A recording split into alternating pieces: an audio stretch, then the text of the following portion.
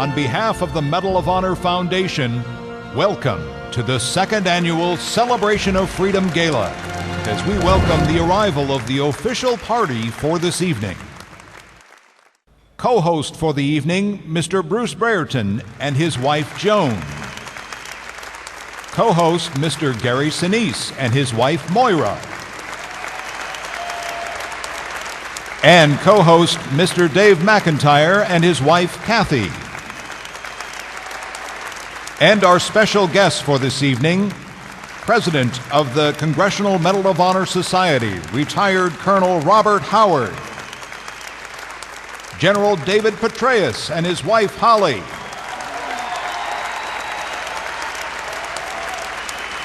And the former First Lady of the United States, Mrs. Ronald Reagan.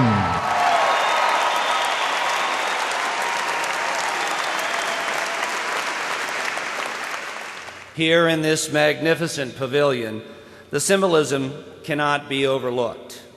The majestic airplane that watches over us this evening is known worldwide as a symbol of peace and freedom, which we celebrate here tonight.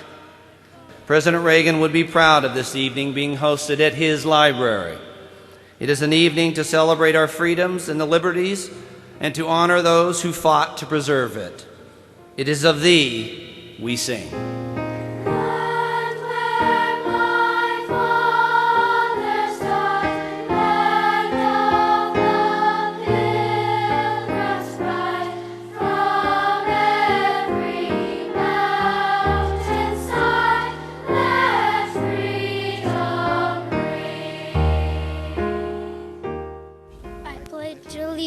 To the flag of the United States of America and to the republic for which it stands, one nation, under God, indivisible, with liberty and justice for all. Oh, say does that star-spangled banner yet wave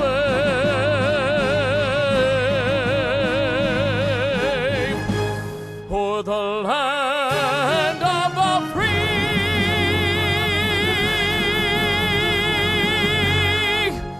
and the home of the brave.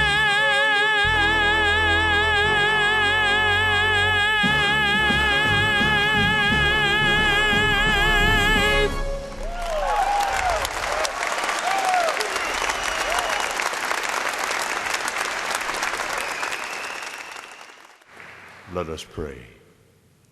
Lord of our lives, we praise you for the awesome privilege of living in this land of the free and the home of the brave. We gratefully acknowledge that it's because of the brave that we are free. They paid the high price for freedom in blood shed, suffering endured, sacrifice accepted, selflessness expressed, and incredible acts of heroism accomplished. And the greatness of our nation is that we've never forgotten our heroes. As we're reminded daily, there is nothing free about freedom. As we gather to honor those who have paid a very high price to give us that wonderful benefit, we are ever mindful of the continued sacrifices being made by those who wear the uniform of the United States and the loved ones who support them. In our eyes, you are all heroes, to which we owe a great debt.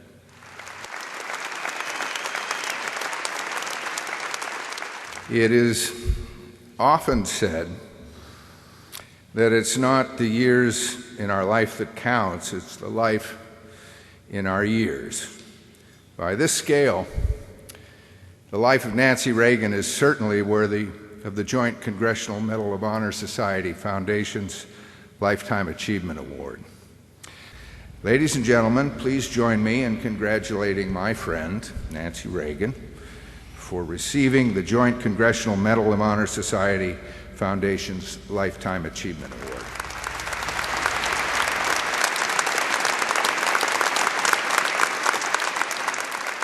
Tonight, as we've said, we're in the company of 43 of our nation's Medal of Honor recipients. For those of you that don't know, there are 98 who still live. They're remarkable Americans. They wear around their necks the cornflower blue ribbon that carries our nation's highest honor for valor in combat, the Medal of Honor. Recipients of the Medal of Honor from World War II, please stand to be recognized as your name is called. Walter D. Ehlers, Army. John W. Finn, Navy. Arthur J. Jackson, Marine Corps. George T. Saccato, Army. And Herschel Woody Williams, Marine Corps. Ladies and gentlemen, our nation's recipients of the Medal of Honor from World War II.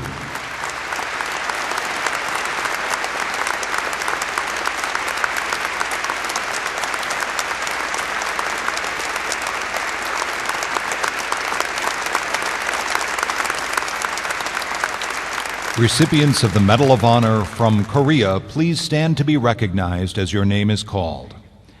Hector A. Cafarada, Jr., Marine Corps.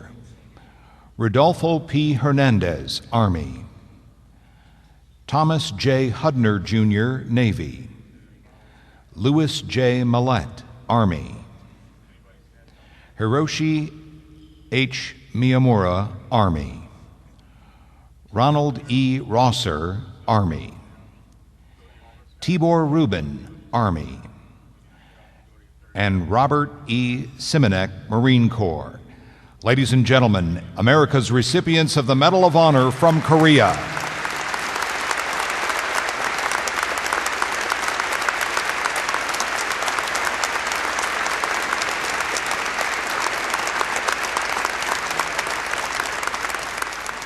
Recipients of the Medal of Honor from Vietnam, please stand to be recognized as your name is called.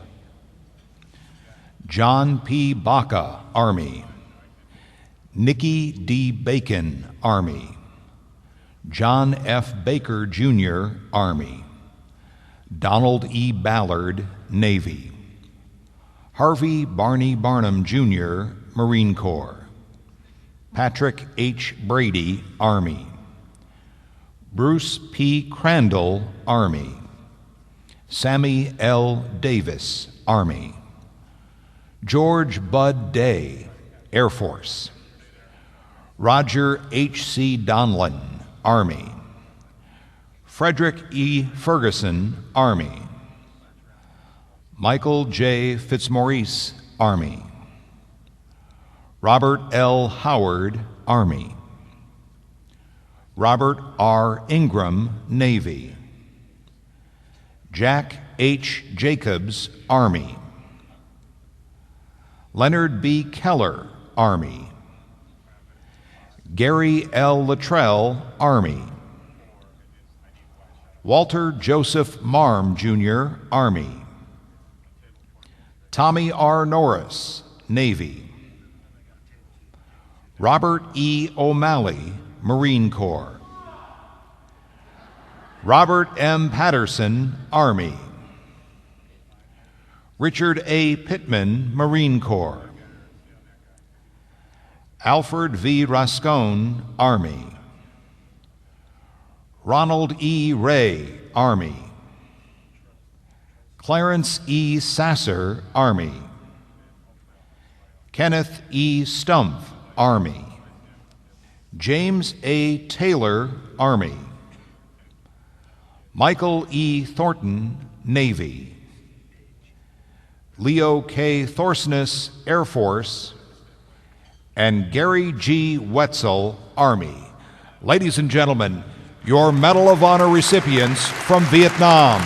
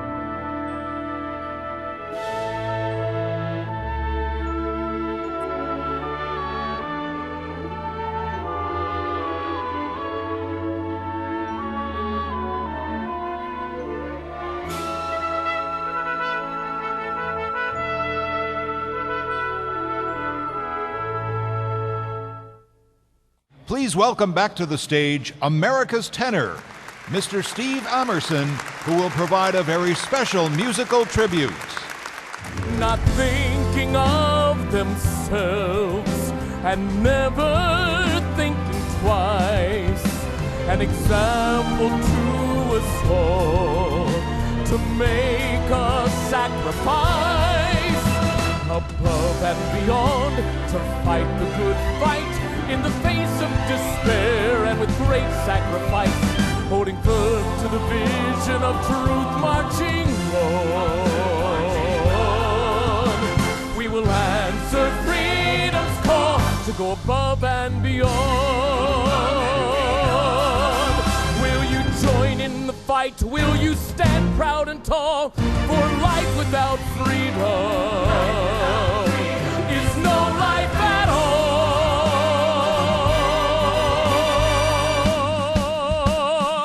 We must go above and beyond to fight the good fight in the face of despair, and with great sacrifice, holding firm to the vision of truth, marching on.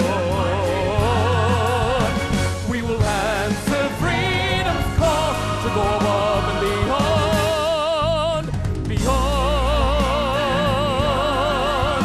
We will answer freedom's call to go above and beyond.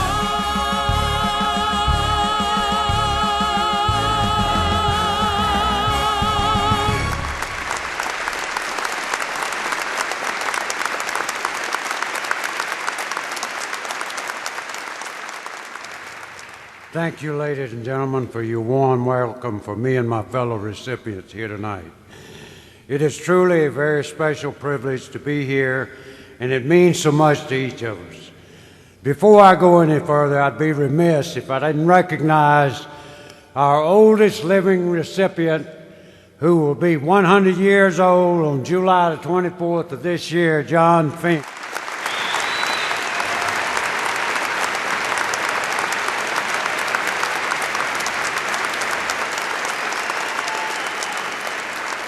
Thank you very much, ladies and gentlemen, and thank you, John, for being here. You know, John entered the United States Navy in 1926 and retired in 1956, and he even had the opportunity to meet one of our presidents and recipients of the Medal of Honor, Theodore Roosevelt. So thank you, John and Francis, for being here tonight, and may God continue to bless you in your service. The Congressional Medal of Honor Society, with its small membership, includes men and women of all races and social economic levels, and they range in stature from 5'2" to 6'7", and in age from 59 to 99 years of age, and live in all areas of our country. Among them are scholars, ordinary men, struggling laborers, ministers, and from the very rich to the very poor. About all that we have in common is a passionate love for the United States of America and the distinct honor of wearing the Medal of Honor for our American citizens. Thank you for that honor, ladies and gentlemen. Acknowledging the sacrifices of our veterans and supporting our troops just seems the sensible and right thing to do. These are our defenders. They are guarding the gate, and they and their families are sacrificing and suffering. They need to be kept strong, and they need our help. Tonight's recipient of the Congressional Medal of Honor Society's Bob Hope Award for Excellence in Entertainment is someone I personally know and believe to merit this recognition above so many others. You may know this living legend best for his performances in over 400 films over the last 50 years, including The Sting, Dog Day Afternoon, and Tootsie. But what you may not know about him is that he is a decorated World War II veteran who was one of thousands of Americans who stormed the beaches of Normandy 64 years ago. My good friend and a great American hero, Charles Gurney.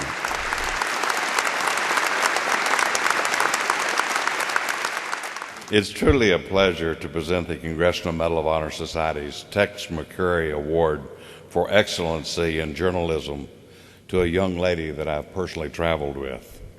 And she may be the most upbeat, high-energy person that I've ever met. From her coverage of special operations, wounded warriors, her programs have allowed the American people to better understand the spirit of service of our troops.